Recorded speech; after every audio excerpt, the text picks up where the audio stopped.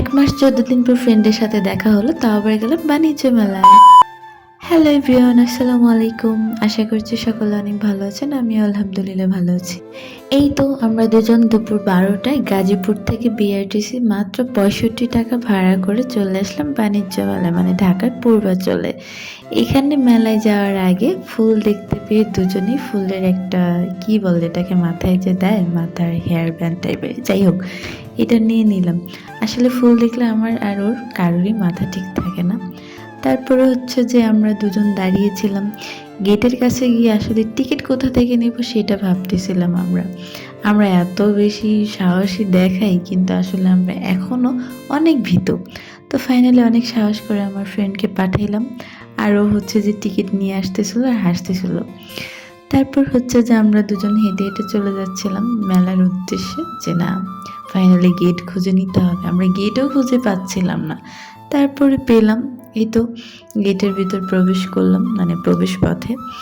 এখানে এসে অনেক সুন্দর, মানে জায়গাটা আমার ভালো লাগছে, কিন্তু অনেক মানুষ ছিল না, খুব অল্প মানুষ ছিল। আর আমরা দুজন কিছু ভিডিও নিচ্ছিলাম আর বলতেছিলাম, দেখ আমাদের কত সাহস হয়ে গেছে, আমরা একা একা সেই গাজীপুর থেকে ঢাকায় চলে আসছি।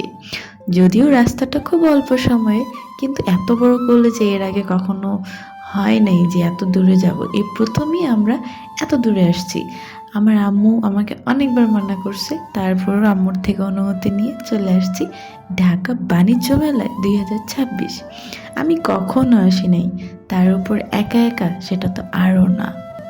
তারপর হচ্ছে দুজন একটু ঢং করতেছিলাম, ঢং করতে করতে তারপর হচ্ছে যে আমরা ভিতরে, মানে ভিতরে যে মেলা যেখানে মূল আকর্ষণ যেখানে, ওইখানে চলে যাচ্ছিলাম দুজন মিলে খুবই দ্রুত, যে আসলে যাই। রেড কার্পেট মনে হচ্ছিল, নিজেকে সেলিব্রিটি যে না, রেড কার্পেটে যাচ্ছি হেঁটে হেঁটে। তারপরে এই তো আমার ফ্রেন্ড আর আমি দুজনে মিলে হাঁটতেছিলাম, মেলার বিভিন্ন স্টলে ভিজিট করতেছিলাম। কিন্তু সবচেয়ে আশ্চর্য ব্যাপার হচ্ছে এইখানে এত হাই প্রাইস থাকে প্রত্যেকটা প্রোডাক্টের।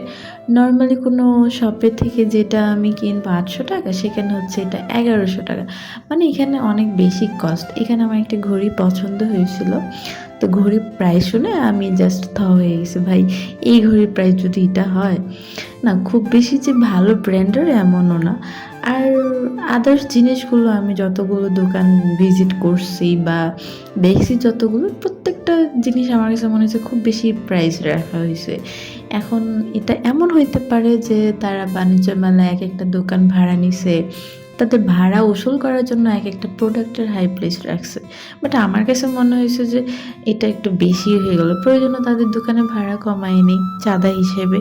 এতে করে জনসাধারণ মানুষ যারা আছে, নর্মাল মধ্যবিত্ত যারা আছে, আমার মতো আর কি, গরিব প্রোম্যাক্স, আমার কথা বাদ, কিন্তু আমার থেকে যারা একটু ভালো আছে, আমার মনে হয় যে তারাও কিনতে পারবে না প্রত্যেকটা জিনিস। এখানে হচ্ছে যে শাড়ির একটা দোকান ছিল, 3 পিসের দোকান ছিল। আমি হচ্ছে 3 পিসের দোকানগুলো একটু দেখতেছিলাম। এখানে 3 পিস 1400, 4 পিস এত, এটা সেটা। তো আমি আমার ফ্রেন্ডকে জিজ্ঞেস করতেছিলাম, আসলে এই 3 পিসগুলো কি ভালো? 3 পিস একসাথে 1500 টাকা দিচ্ছে। আমি তো আসলে 3 পিসের ব্যাপারে ধারণা নেই। তারপর হচ্ছে যে কসমেটিক্সের দোকানে এদিকে হাঁটাচলা করতেছিলাম। এইখানে আমার কোনো কিছু পছন্দ তেমন হয়নি, এমনিতেই জাস্ট হাঁটতেছিলাম আর দেখতেছিলাম। কজ আমার বাসায় অনেক বেশি কসমেটিক্স আছে, এগুলো দেখে আমার আকর্ষণ হয় না। তারপর হচ্ছে আমার মূল আকর্ষণ এখানে, আমি যেখানেই যাই না কেন আমার কেন জানি মনে হয় যেন ঘর সাজানো জিনিসপত্র খুব ভালো লাগে। এটাই দেখতেছিলাম আমার আম্মুর জন্য। আর লাস্ট এরই পাশেই হচ্ছে শাড়ির দোকান ছিল, আমি এটা রেখে শাড়ির দোকানে চলে গেছিলাম।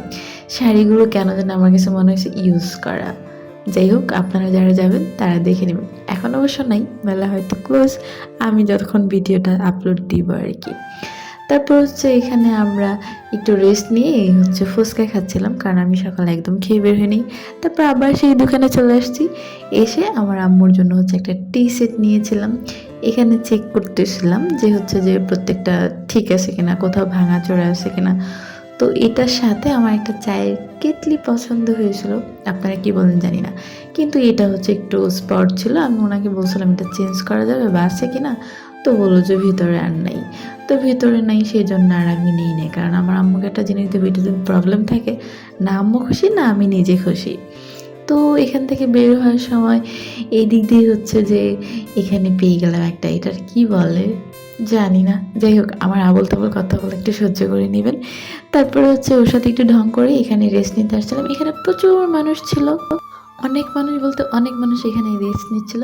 তো আমিও বসছিলাম আমার ফ্রেন্ডকে নিয়ে, এখানে একটু ঢং করতেছিলাম দুই বান্ধবী মিলে যে কী খাবো, 200 টাকা আছে, এটা দিয়ে হচ্ছে বাসায় আসতে হবে। তারপরে আমরা হচ্ছে আইসক্রিম নিয়েছিলাম, আইসক্রিম খেয়ে তারপরে ওখানে একটু ঢং করতেছিলাম। আর সবচেয়ে বড় কথা, এই ভিউটা আমার কাছে অনেক বেশি ভালো লাগতেছিল। এই তো ঢঙ্গি বান্ধবীর সাথে একটু ঢং করতেছিলাম, তারপর ওখান থেকে বের হয়ে গেছে। আজকের ভিডিও এই পর্যন্ত, আল্লাহ হাফেজ।